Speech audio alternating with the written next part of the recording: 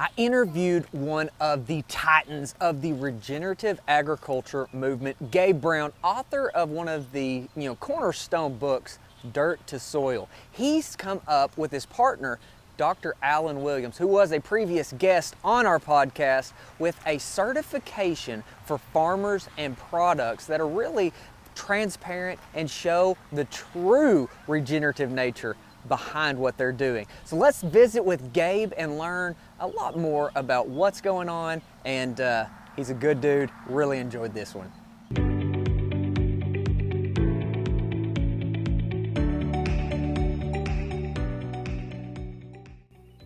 All right, Gabe, I am just tickled to have you on, my friend. Been following your work for a long time, but for anybody that might not know who you are, can you give like the 30-second intro to how you got into the regenerative agricultural world? Well, thank you. It's a real pleasure to be with you today. So I am a farmer rancher from near Bismarck, North Dakota. And while farming and ranching in the mid-90s, I went through a period of 4 years, 3 of hail and 1 of drought, and bank wasn't going to loan me money anymore, and I had to figure out how can I make my ranch productive without all of the synthetic inputs, and sent me on a path of education and just learning how to convert dirt to soil. Converting dirt to soil. I love it. So just necessity. You got into this type of farming based off of necessity. That's right. That's exactly right. Found myself $1.5 million in debt, and the bank didn't want to loan me money anymore, and I had to figure things out. So fortunately, I was put in a position of meeting a lot of very good people at the right time, and I'm an insatiable learner, and I tell people Gabe Brown's really not very smart. I'm just very good at stealing other people's ideas. So whatever it takes. I love that. So now you do a lot of teaching and consulting based off of what you've learned by learning from other people and applying them. And you mentioned that you had come down to Arkansas, so that means you travel everywhere. Well, yeah, my partners and I own a consulting business called Understanding Ag, and we named it that because we realized that what's missing in agriculture is education. Farmers and ranchers cannot implement what they do not know, and there's very few places out there that are really teaching these time-tested ecological principles and how that drives the 4 ecosystem processes. And once you understand that, this really isn't that difficult. And so our consulting company, we founded it just over 5 years ago, and it's grown extremely rapidly, where today we're consulting on over 33 million acres across North America, everywhere from Mexico on up into Canada. We were in 46 of the 50 states last year, actively consulting, along with England and Ireland. And so us and our consultants travel around a little bit. That little bit of debt and having to learn worked out into being a big old impact, didn't it? Yeah, I guess I can't complain. God had a plan. Amen. Amen. And so I have visited with Alan before. That's been a little bit, and so he's one of your Alan Williams, one of your partners in the consulting. And there's a lot of respect. I think your group has a lot of credibility and outside respect. I think there's still a lot of the conventional and industrial mindset that's just like they're not real happy with this. But I'll tell you, Gabe, the reason that I'm so unbelievably passionate about this is because I've got 4 kids, and my oldest was diagnosed with stage 4 cancer. And I know unequivocally that what we eat and the toxins that we don't put into our bodies matter a whole lot. And so that's my desire to promote y'all. Is like, I just want people to be healthy. And I think the method in which you're preaching and getting out there checks those boxes. Well, I appreciate that. I appreciate your story. And yes, that is the driving force of myself, our partners, our whole team, is how can we truly use food as preventative medicine? Because we contend that we no longer eat food in this country, we eat food-like substances. You know, that it's all fake. And just pick up any packaged in most grocery stores and take a look at the label. Those are not things that our grandparents would have understood. And we need to understand that in order to truly produce nutrient-dense food, we need to have healthy soil, because the healthier the soil, the more diverse the microbiome in that soil is, the more diverse array of these phytochemical compounds that are going to be in our plants and our animals and available to us. And that's what drives a healthy gut microbiome. Absolutely. I love that. And so, do you see more farmers being, maybe more passionate or more aware of the health side of it? Because Alan, actually, we discussed that the farmer suicide rate, the farmer mental health is like at an epidemic level. It's like, it's terrible. I did not realize at the time that it was that bad. So, are we getting more of an emphasis on health in the ag world? We are, for a number of reasons, and yes, the suicide rate amongst farmers is near the highest of any occupation in the United States, unfortunately. And so that's due to a number of reasons, just their own health not being what it should be, but also stress caused by financial situations and others, other reasons, factors. But we see over and over again the fact that farmers and ranchers, themselves or their families or someone they know is being negatively affected, just like your child is. And we are what we eat.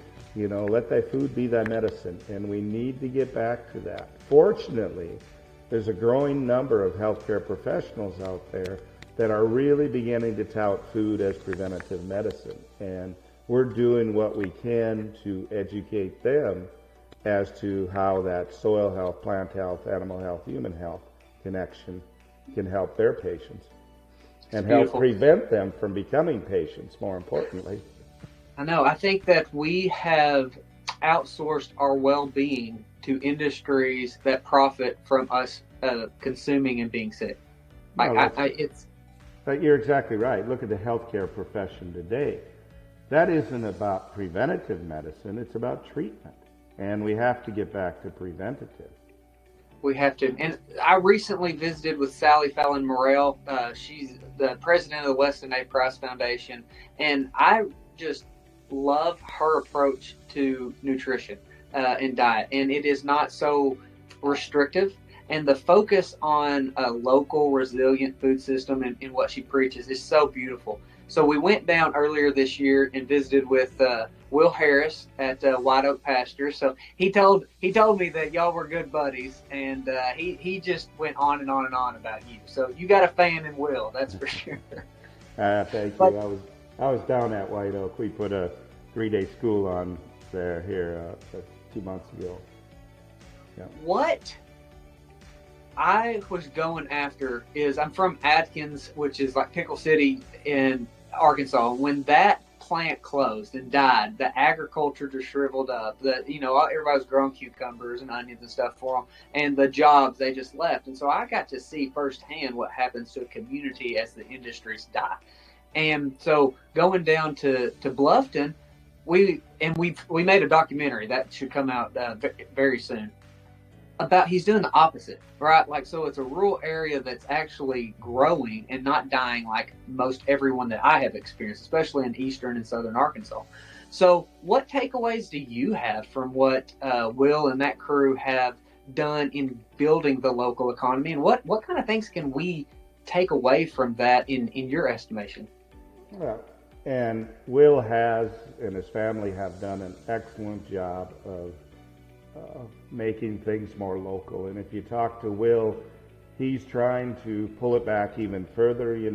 His marketing efforts and that are becoming more and more concentrated close to home. And we see that happening with our clients all over the country, is the fact that COVID exposed to some degree just how fragile our food system is. It doesn't make sense. I tell people this last winter here, I walked into a local grocery store here, and I'm in Bismarck, North Dakota. As far into the geographical center of North America is only about 100 miles from my place. And here there was peppers in there from Denmark. And think about that. I was looking at that and I thought, now, first of all, when did they have to pick that pepper for it to make it all the way to Bismarck? And then second of all, how few nutrients must there be in that pepper for being picked weeks ago and making that journey? And then I thought how sad it is that we don't eat more local. And people may say, well, Gabe, but in climates such as yours, North Dakota, all foods aren't available. You can only grow so much in our short growing season. But I think that goes back to where we need to eat more local and eat more seasonally. And I think that's the whole key message that Will and what they've done at White Oak Pastures is about, is how do you work in your context, in your environment? And we need to see that. And then as people go down this journey of improving their own health, they need to realize that they need to eat local and seasonal in order to get the phytochemical compounds that they need. And that can only come from locally sourced proteins, fruits, vegetables, grains, whatever the product may be. I agree wholeheartedly. So we have a farmer's market, and that's my goal, is to work directly with a partner farm to plan and forecast, and we take on the retail responsibility of that. And it's Gabe, it's hard because a lot of times the farmer's not making money, right? And so there's a whole lot that we've got to do in building out the entire food system. So we will commit to buy the entire crop of whatever it is that we agree. So if it's tomatoes or strawberries or whatever, and we even buy livestock by the head and have it processed down the spec. But so we've got the retail aspect of it. We have relationships with all kinds of chefs in restaurants in Central Arkansas. We have our own food truck. We have a canning facility too, so we make the value added product. So we've got every aspect, because you can't depend on any one of them, because there's days we'll have 600 1,000 pounds of tomatoes dropped off. Well, we don't always sell 600 to 1,000 pounds of tomatoes a day. And having the salsas and sauces and all of that is where it's got to be the whole food system. It's not just markets, it's not just more farming. You got to have the outlet. Everybody's got to make money. And that is what I have loved about Will's operation, focusing in mostly on the meat and having his own processing facility, his own distribution, and he's turned Bluffton into a destination for people. That is in the middle of absolute nowhere. Yep, he employs a lot of people, does a lot of good for the community, and produces nutrient-dense food. Win, win, win. It's just so beautiful. That's why I was so excited about a resource like yourself to teach anybody that wants to learn it can access y'all. And so how would somebody that maybe what we're talking about is like, well, I want to be involved in that. What would be that first step for them to do? Give yourself a shameless plug on that amazing book that you wrote too. Well, I wrote a book that's now kind of outdated called Dirt to Soil, and it has brought quite a bit of attention. It's now published in 11 different languages and #1 selling soil science book on Amazon since it was released in 2018, so that's a pretty long run. But I think why the book is so popular is just because it's just our story. It's my family's story of how we went from taking dirt and through those 4 trying years of hail and drought, learned how to make soil out of it. And I tell people, Gabe Brown is a poor cattleman, even worse farmer, but I can grow soil. And if you can grow soil, you can produce anything. And that's the key, anything land-based. And so if people are wanting to go down this path, and I'm glad that more and more do, the key to me is they need to educate themselves. They need to understand how you convert dirt to soil. And as I said earlier, That's not rocket science. It's not that difficult to do. If Gabe Brown can do it, anyone can do it. It's pretty simple, but you got to be educated. And so getting back to what you had talked about, how what you're doing in Little Rock there is you are helping the local farmers to add profitability to their operations.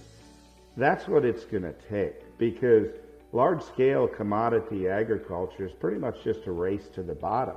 If you take out the government subsidies and things like that, there really is not a lot of profit in it. You know, it's pretty tough, and it's a very, very capital intensive business. Whereas you can be a much smaller scale, and as you stack enterprises, such as what we've done on our ranch, you're able to have your own efficiencies. You can take the waste stream from one product to drive the profit in another, and that increases profitability.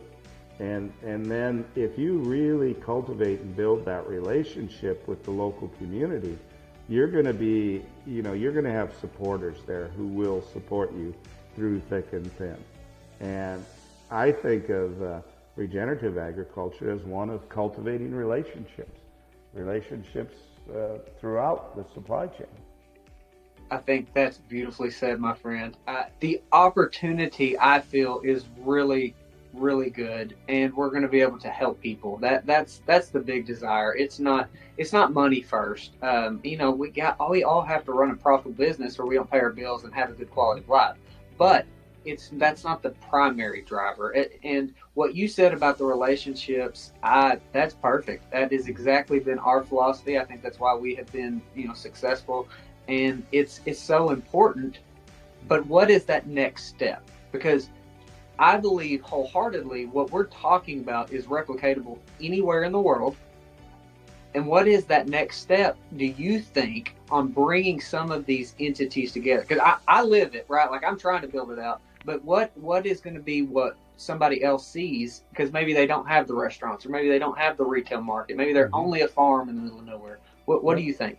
Yeah, but I think what we have to do is realize we need to find common ground for common good.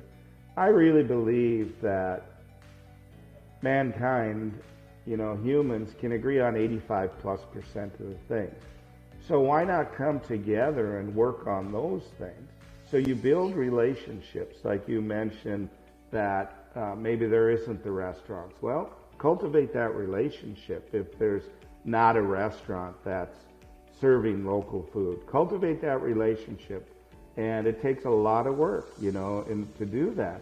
But once you cultivate a relationship and you build trust, and obviously you have to have the quality of product there, then you're able to add someone else. They're going to come to you because they know they can buy quality, and they know that the restaurant business, by and large, obviously there's a certain facet of it that doesn't care a lot about quality, but they're about getting people through the door. So if they can source high quality products and you have a more steady demand for your product, it's a win-win situation. You have to come together and find that common ground and make it a win-win for all parties. Love it, and agree. The other side of all this is, to me, the awareness. It's doing things like this. It's having a discussion on somebody that's actually lived it. We're not just theorizing about regenerative agriculture. You've seen it firsthand, been one of the leaders in it. The marketing side of it, that's our whole world. So the awareness and continually to get just the word out. And so going back to what Sally said, is the Weston A. Price is launching a 50% campaign, and where they're trying to encourage everybody to use 50% of their food budget to buy the things that we just talked about, the local, the value added, the sourdough or fermented goods, 50%. And so I thought that was such a beautiful thing that we need to share and see how many we can get participating in it. Absolutely, and that'll go right along with the campaign that we're involved with, which is to regenerate within the next year 100 million, to move down the regenerative path, 100 million acres in the United States. You know, we're working on over 33 million right now. The goal is 100 million in the next year. And so it's all about education. I think that's a great campaign. You know, I'd certainly love to be a part of that. What do I do to help encourage Arkansas farmers to come y'all's direction as a resource? Yeah.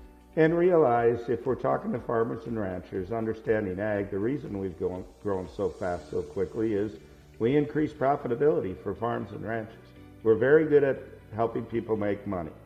We come onto their place, we help them through, if they are a farmer, it's through proper soil testing, help them to realize that 97% of what a plant needs to grow comes from the atmosphere, yet it seems farmers just want to write checks for inputs.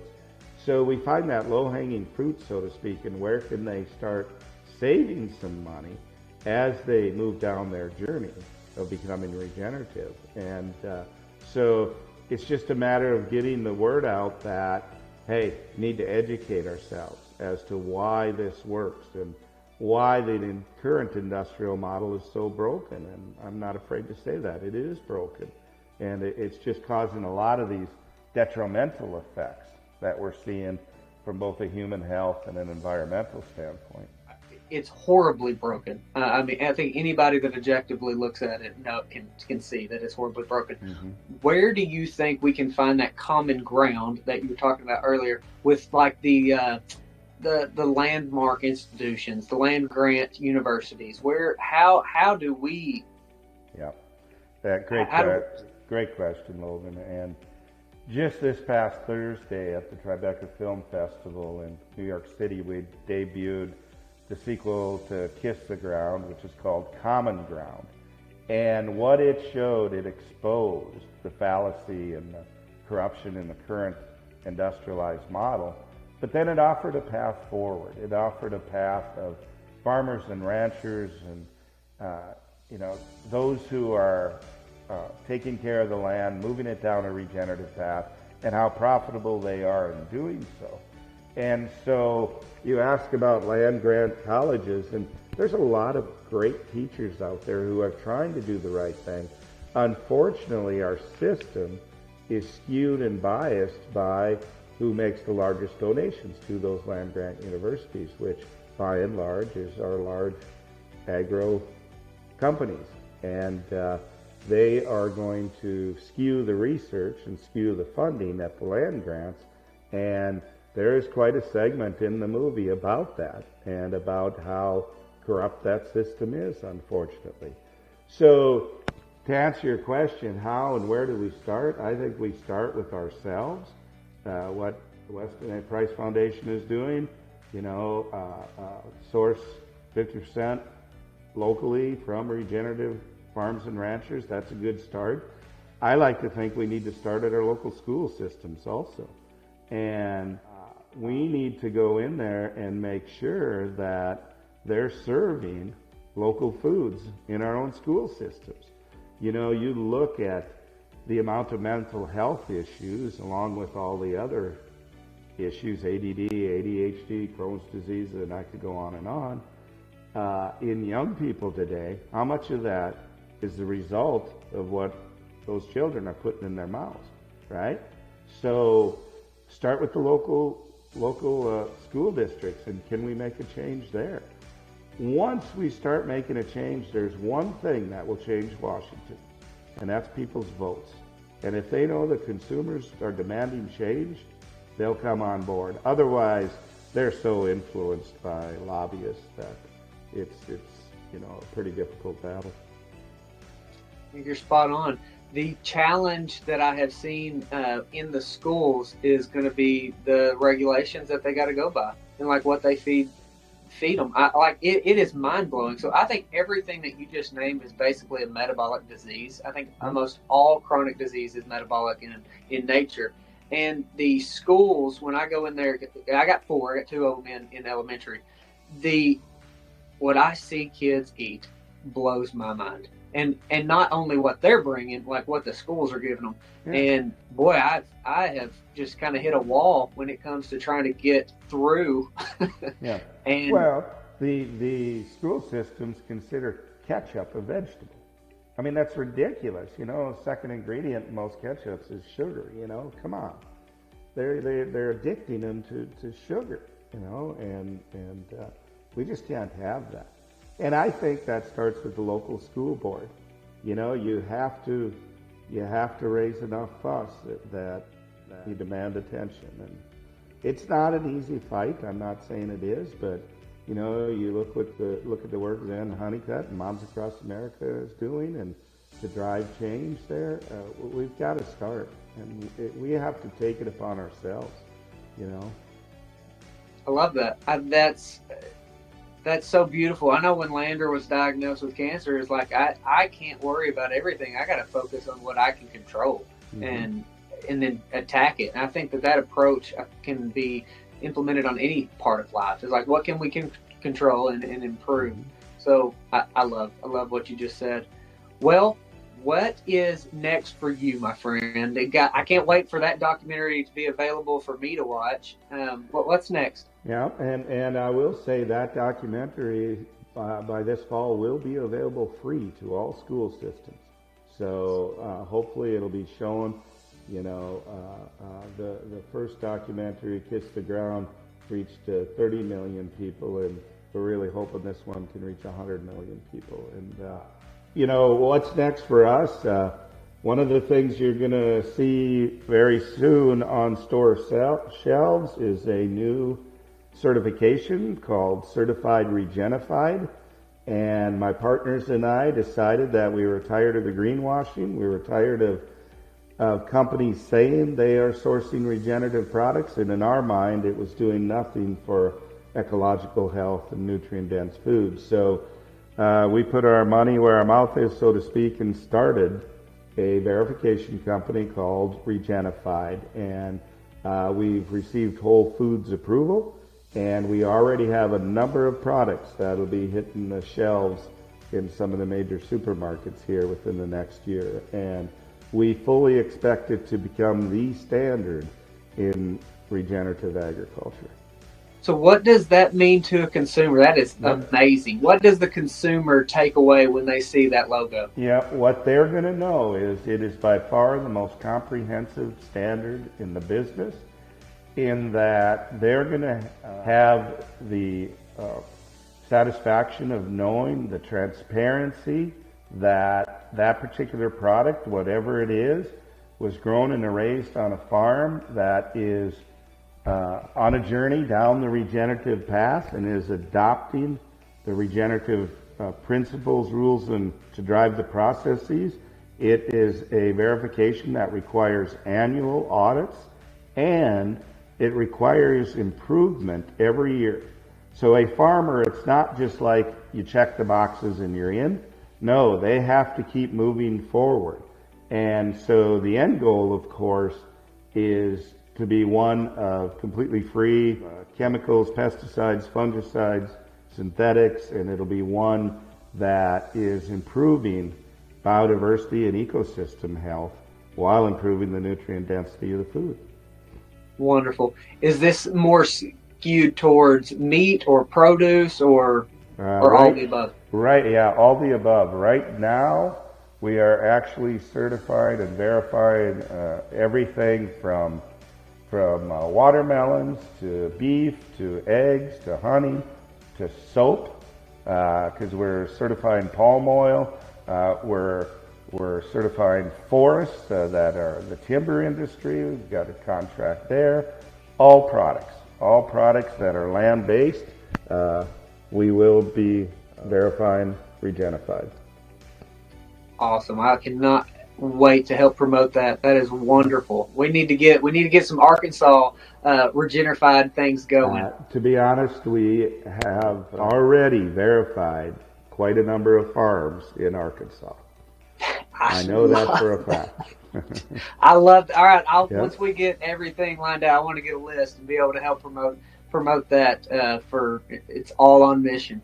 Okay. Well, give me maybe a top couple books that have impacted you, and they don't have to necessarily be on ag or business or like what. Mm-hmm. What do you think that we need to read?